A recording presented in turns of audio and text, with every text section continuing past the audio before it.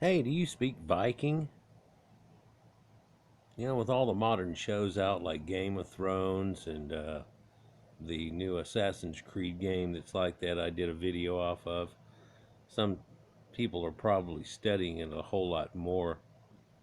And you'd think whenever you ran into a group that looked like this, you better learn how to speak Viking.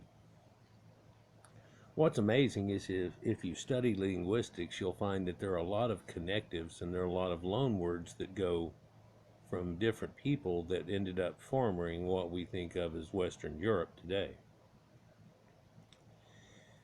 But a large portion of that came from the East, whether it was Middle Eastern or Proto Indo Europeans. There are connections between those two forms too. You know, when I was studying all this type stuff whenever I was in school, was way into like Lord of the Rings. We were playing Dungeons and Dragons and stuff, and found out J.R. Tolkien was a linguistics expert, and that's how he had formed his form of Elvish, and that Elvish was kind of like ancient Proto-Indo-European. It had connectives, but it made connectives for a language that he came up with, and it all worked together. I don't want to go into that deep. There are some people that can probably speak it better than he could have at the time now, even to this day. You can see this battle axe, which could have been used to chop down a tree. It has a symbol on it. Could have been a lot of different symbols, you come to find out, but that looks like it's either a raven or an eagle.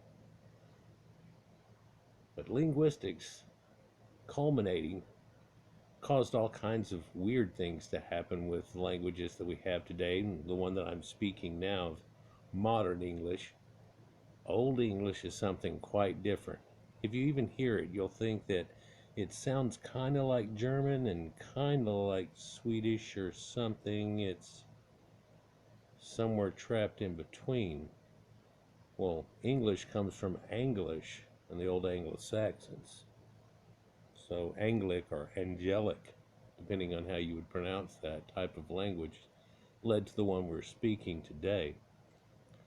But it also causes weird effects like, well, just one example, cram words, where they have things like, well, this guy's wearing chainmail, and that's male, but he's a male. And then you can send a letter to somebody that's male. Yeah, things like that are always kind of confusing. Or whenever you have words like technique that's taken from French, and it's spelt an odd way. But that's not for this video at all, for we're talking about if you can speak Viking. Well, maybe you do and you don't really know it, or derivatives of it. So let's see how that works out. Because you speak like a Viking.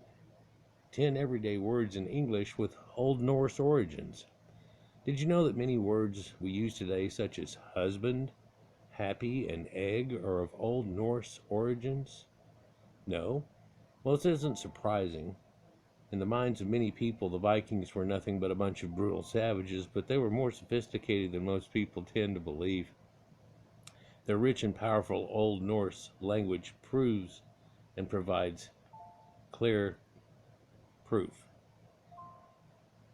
Now, words like husband, happy, and egg. Well, I've heard of husband was actually hushband, and it had a sh instead of s in ancient days, and that was to hush the lady up. You put a band around her ring, and then she hushed up. The old extra joke that goes with that is, no, she didn't hush up, did she? So that doesn't work out linguistically correctly. The words like happy and egg and things along that line. Now, the concept of husband even we could go into, but lesser known legacy of the Vikings. While a respectable amount of Vikings carried out raids in the years of the Viking Age. Later they would undertake organized campaigns of conquest with well-trained armies, but for all their reputation as fearsome warriors, many Vikings explored, traded, studied, and settled peacefully in other parts of Europe, hooked up through druids and all kinds of things. Here's an odd picture thing. Well, it's not really that odd of a picture. It's from a thing done from 1873.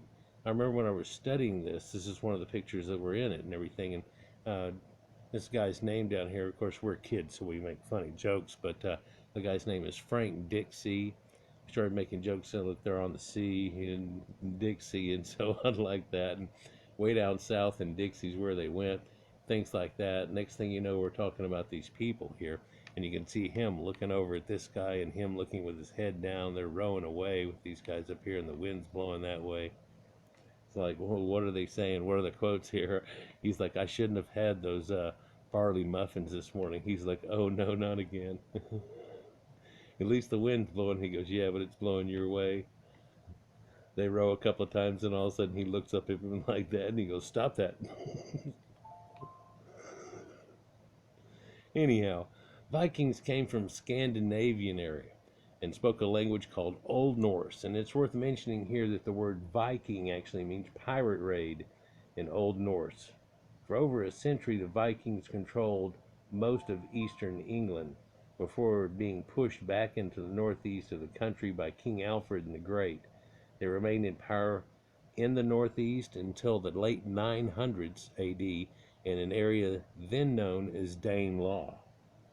And there's still words that come from this, like in the Welsh, and there's Danes, the Great Dane, the dog, um, Scandinavia. Denmark is actually a Danemark,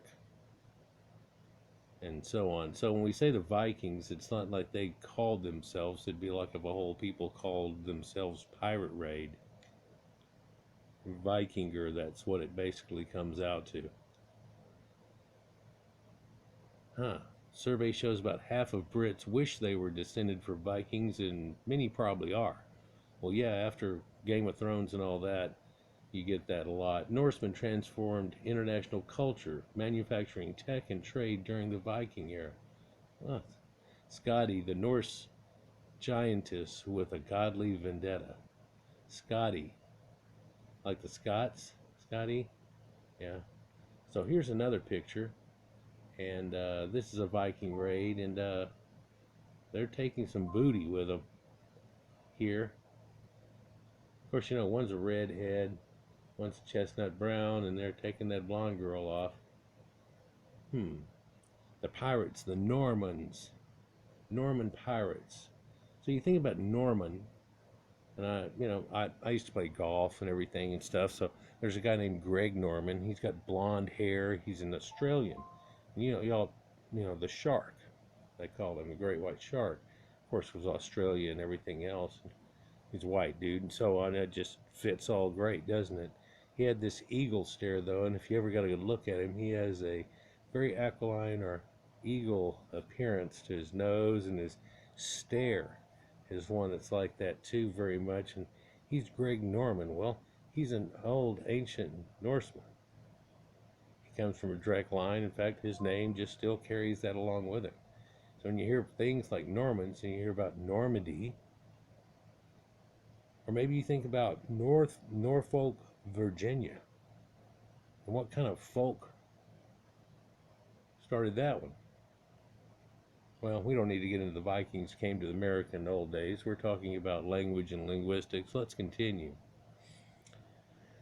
Amazingly, traces of Old Norse still exist in English language today. It's estimated that almost 5,000 basic words in English, so almost 20% or so, are so-called loan words from the Old Norse language, which was spoken throughout Scandinavia, Denmark, Norway, and Sweden.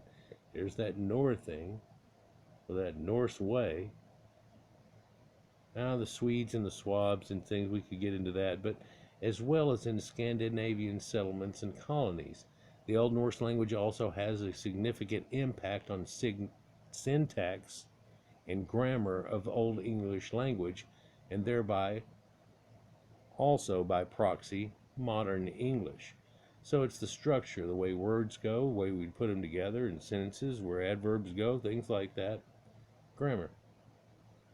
The following are popular words that you probably didn't know had Old Norse origins. How about being wrong right off the bat? Well, even though most of us hate to be wrong about something we did get right, we have to inform that in case you thought wrong is purely English word, then you are terribly incorrect. The word derives from Old Norse ranger, that the Danish later transformed it into verang, and the English eventually used it as wrong. Now you notice here the ong can be a ah, which can be an a sound. In here, when we get this, V's become W's. That's the famous thing with Chekhov and V's, and you're running your V's and W's together and stuff, and it can carry all the way from German to Russian and stuff. Indiana Jones makes a fun of it, blah, blah, blah, V's and W's. But it was the thing with Chekhov also, so when he'd use a W and a V, and it's still to this day in linguistics where they have a little tough time doing it, so there's that play in it also, but wrong becomes wrong. Oh, so you could go into it worse. So, I mean, a lot of words come from this. When you look back at this and it says ranger, other words that are close to that are danger, ranger, wrong, wrangler, that's where somebody went wrong and you got to go get it back. How about cake? Cake is a sweet baked food made from dough or thickened batter, usually containing flour, sugar, eggs, and a raising agent. The majority of us love eating it. It's our favorite treat for our birthdays. What the majority of us probably don't know, however, is that the word derives from Old Norse kaka, which the Vikings used to describe as a little cake. Yeah, and when you think of children and pebbly poo and stuff, sometimes you make jokes about kaka. But cupcakes almost sounds like that in kaka. And then you see this chocolate, and that comes from cacao. That has something to do with it too.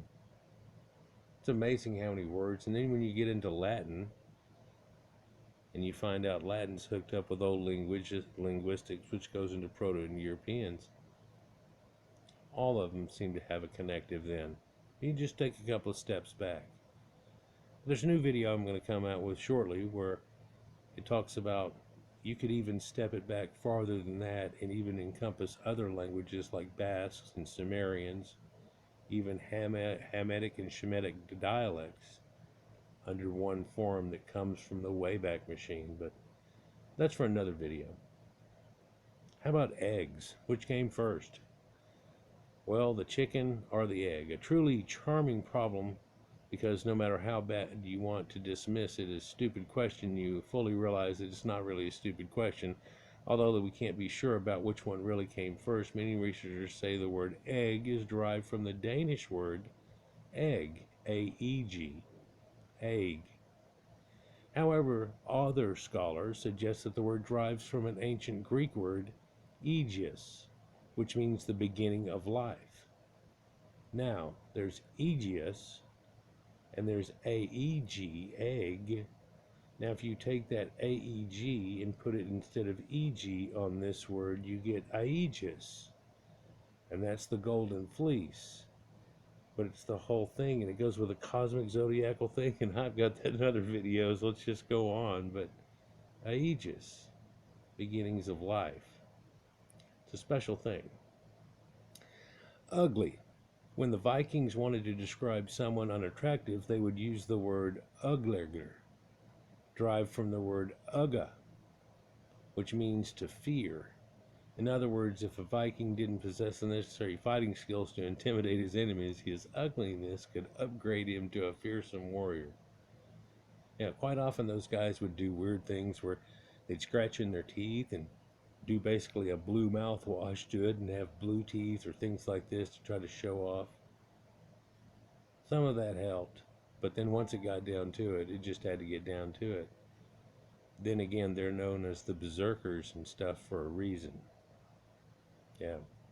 But the Celts were nobody messed with or anybody like that either. We find that even from accounts from Caesar and people that came over and they said, no, whoa, these people, they're not trying to do this little structured combat thing. They're crazy. They'll cut your head off.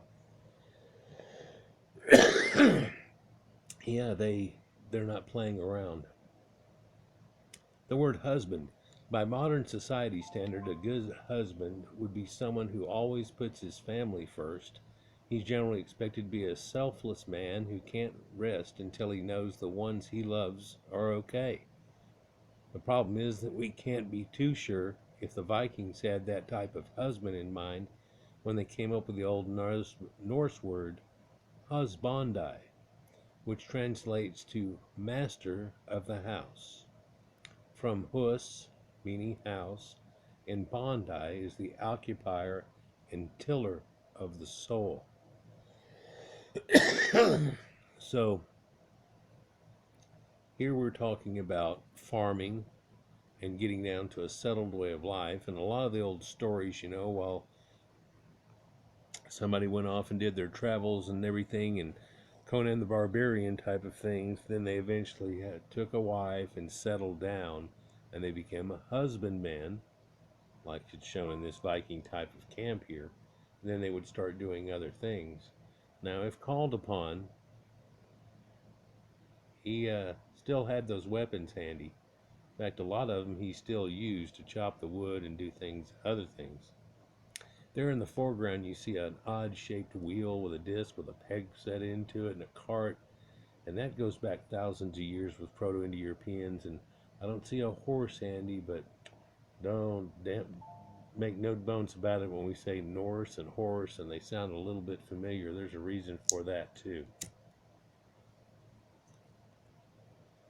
Yeah. And in the distance there off to the left, you see that dragon-headed boat. But that boat shape is the same shape as the ancient Sumerians, the Egyptians, and the Phoenicians, and all that has connections too. You also see this house with the lights that are still on at nighttime, like the hearth is going. But out here in front of it, there's a fire also, and there's a kettle on that. There's something long cooking on that situation. They may be already eating a meal for it, but if you look at the awnings of that house, how it goes past the point, quite often they use timbers to make, same thing as they did in the boats, to that, and you can see it's horse-headed ends on the end of it. A lot of times it has bird endings and things like that onto it. It's just the same reason they had ships and women's heads on them or different things onto them. A lot of people said it was to intimidate others, and that's because they were quite intimidated. Knife. Just something simple like that. Well, sharp and dangerous they are. People always wonder about knife. That's one of those words that has this hidden K sound, and you're like, where does that come from? Well, having a knife at hand helps you to respond to virtually any cutting task, even in modern times. That might be something as simple as opening a blister pack, or something more critical for the food lovers as myself as hacking through a delicious steak. It's almost certain that a typical Viking probably did a little more with his knife. Let's not get into details on that, though. But that's not the surprising part. Really, Vikings also invented the word for knife, which derives from Old Norse nefer. And there's that "neh" of knife. Happy. That simple gesture that we all know. Well, what is happiness? And how can we make ourselves happier? Apparently, happiness is not only hard to measure, but it's also difficult to singularly define. You can't define happiness yourself without using a synonym for it. And you can't interpret it to everyone's satisfaction either. And sometimes people can have what they said would make them happy, and then they aren't either. What we do know for a fact, however, is that this word happy derives from Old Norse hap, which was used by Ragnar Lodbrok and his crew whenever they spoke about good fortunes. And so it was a looking at things that were to come, and they're on the other end of that rainbow, what's there, and this type of things, and good fortunes. There's other symbols that go with that situation too. Let's move on. Window. Several architects might tell you that a home without windows is a blind home. And whenever you cover up windows, you put blinds on it, like you would a horse. And surprisingly, the Vikings appear to be some of the first people who fully realized that. How else would you explain the fact that the word window derives from Old Norse vindaga, which there's that VW thing again. VW, yes. Like Volkswagen, VW, changeover. Windaga, thus vinder or wind, and auga is eye. Now you can get augers and they drill a point like a bullseye, and auga goes back much of, all types of words come from this. Augury, blah, blah, blah, blah. And wind, we're all extremely familiar with. So it lets in the wind through the open eye of the house. A lot of people look at houses and stuff like, oh, I don't know, what's that old show, the Amityville Horror, and the house looked like it had eyes because there's two windows and da-da-da, and it might as well have been a pumpkin pretty much, right? Jack-o'-lantern. Thursday. Yep, Thursday might not be as good as Friday or Saturday for some people, but it's still a good day in most workers' books. However, most probably ignore that Thursday is the most badass day of the week. Why? Well, its name is derived from the Old Norse Thursdagur, meaning Thor's Day. In fact, Dag is still in Germanic, and Thursdag is Thor's Day. Yep, you guessed right. Thursday was named after the Norse god of thunder, Thor.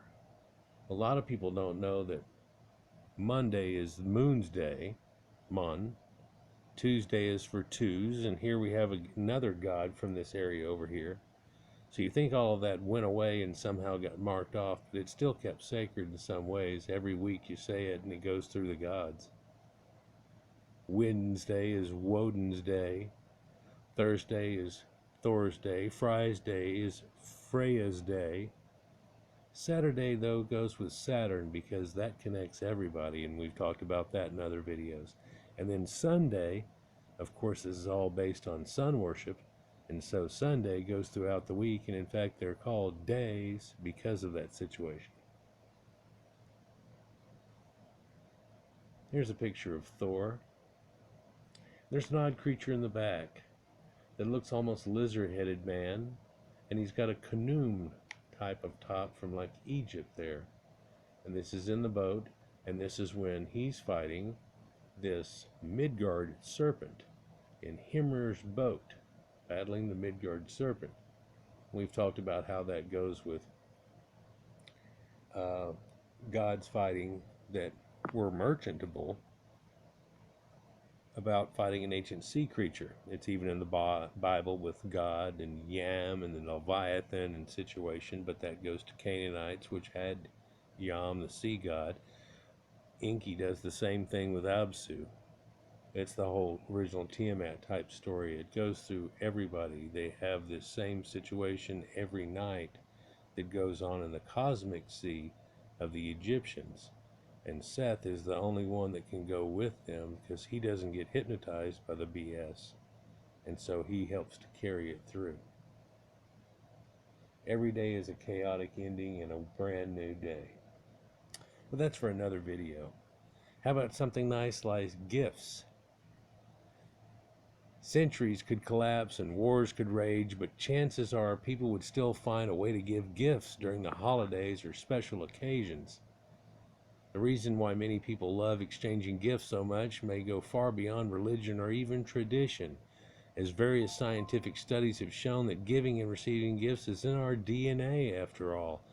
Of course, the Vikings weren't the first in history sensing that, but they were the ones who gave the world the word gift, as it derives from the Old Norse word gipt. And then there's that P to an F situation that actually works through Phoenicians and other words like that that have to phonetically get put into our linguistics. And this giving gifts on holidays goes back to a time that we're coming up on Christmas again this year. No knowing whenever you're going to see this, but I'm going to have it put out originally right before it here, coming into the holidays. And this gift situation that was done in the sacred 12 days of Christmas leading through, and this goes back to many people and Saturn worship and things like that, that goes back also to Sumerians and an ancient tale of Dumuzi, and they would take a tree and decorate it up like elves in the forest in a sacred grove during winter solstice, which is a 3-day period between December 21st and December 23rd, where the sun falls to its lowest point, like it's going down more of an angle, and more in South America now, near a constellation called the Southern Cross, and stays still for 3 days and starts to rise again. So the ancient story is the Son of God dies on the cross, and 3 days later he rises again to save all of mankind, and it was put through for all of these type of people. But gifts were given to each other for the sacredness and trying to help people out. But it's also, it's in the DNA of people that are doing that, for we give all kinds of things. You can see it with any other culture in the world having received many gifts. Let's just go on. So, who said the Vikings were only likely to steal and pillage? Here we see them on the ship coming here and on the sea, and you can see what looks like dolphins or sharks or whale tails perhaps in there, and some seabirds. Seabirds let them know they were close enough to the shore sometimes, right? So somewhere in the Greenland coast, they're saying, though. Oh, I guess behind them, I didn't quite catch it, is an iceberg. So from Greenland all the way down, but those are a people that actually, before then, had gone much farther. And now that we look at genetics and we look out to it, wow, they've been everywhere. In fact, somewhat around the world, if you will. It's amazing how this ship looks a little like an ancient Phoenician trawler, and all these ancient seafarers that were going on. These mermen.